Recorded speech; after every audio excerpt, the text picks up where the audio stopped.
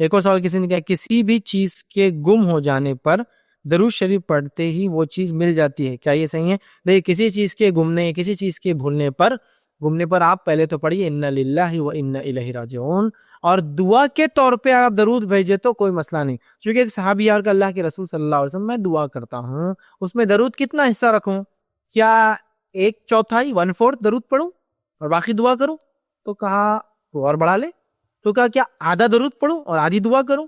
تو کہا اور بڑھا لے. تو کیا 3/4 درود پڑھوں اور باقی دعا کروں؟ تو کہا اور بڑھا لے. تو کہا میں اب کے بعد صرف درود پڑھوں گا. تو کہا یہ بھی چلے گا، دعا کے طور پر ہے. مطلب نبی اکرم صلی اللہ علیہ وسلم نے بتایا کوئی اگر صرف نبی پر بھی درود بھیجے تو دعا اللہ تعالیٰ، چونکہ فرشتے کیا کرتے ہیں، جو اپنے بھائی کے لیے دعا کرتا فرشتے اس کے لیے دعا کرتے ہیں، نبی پہ درود بھیجنے سے کیا ہوتا ہے، دعا ہی ہوتی ہے ایک طرح سے.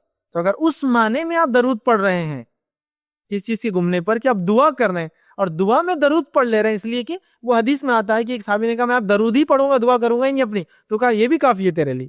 تو اس معنی میں درود پڑھنے میں انشاءاللہ کوئی حرج نہیں، لیکن چیز گمنے پر آپ انا للہ و انا الیہ راجعون پڑھیں.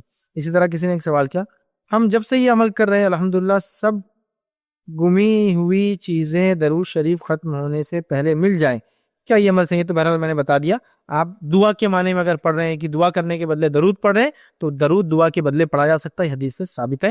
اور سب سے بہترین چیز کسی چیز کے گمنے پر، کھونے پر، نقصان ہونے پر، جانے پر، مرنے پر وہ ہے انا للہ و انا الیہ راجعون. اور اس کے بعد بھی دعا ہے اے اللہ مجھے اس نقصان کا بہترین بدلہ عطا فرما. یہ کرنے سے اللہ تعالیٰ اس کا بدلہ دیتا ہے. اور دعا کے طور پر آپ درود ہی پڑھ لے رہے ہیں تو آپ بالکل پڑھ سکتے ہیں.